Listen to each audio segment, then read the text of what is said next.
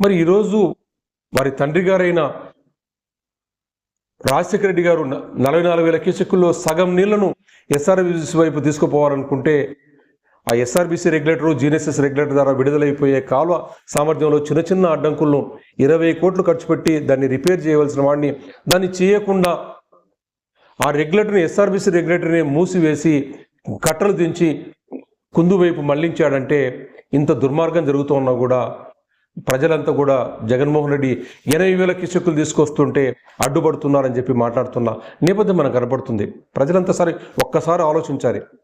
వారి తండ్రి గారు 44,000 క్యూసెక్కుల్లో 22 సగం నీళ్లను ఎస్ఆర్బీసీ వైపు పోవాల్సిన దాంట్లో 5-6,000 క్యూసెక్కులు కూడా పోకుండా ఉంటే 20 కోట్లు ఖర్చు పెట్టి అడ్డంకులు తొలగించి 22,000 క్యూసెక్కులు చేయని వాడు ఆ ఎస్ఆర్బీసీ రెగ్యులేటర్, అంజయ్య గారు కట్టిన రెగ్యులేటర్ను ప్రపంచ బ్యాంకు నిధులు కూడా ఈరోజు అప్పులు కూడా పూర్తి అయ్యిండేమో దాన్ని బంద్ చేసి దాన్ని అడ్డంగా తవ్వి దీనికి నిపులవాగు వైపు డైవర్ట్ చేసి కుందుకు నీళ్ళు తీసుకుపోతున్నారంటే పాలకులు ఎంత అన్యాయంగా రాయలసీమ పక్షాన ఉన్నారు, వాళ్ళ మాటలకు చేతలకు ఎంత వ్యత్యాసం ఉన్నది స్పష్టంగా అర్థమవుతుంది.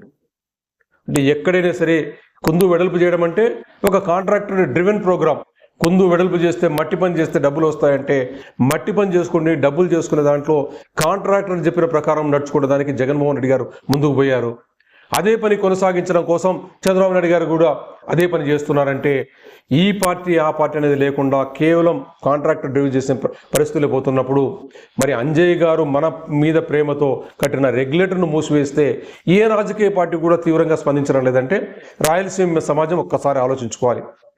మనం అర్థం చేసుకోకుండా, మనం వివేకం పెంచుకోకుండా, విచక్షణతో ఆలోచించకుండా ఏ పార్టీ పిలిస్తే ఆ పార్టీ జెండాలు మోసుకొని పోతే మాత్రం రాయలసీమ మిగిలేది గుండు సున్నానే.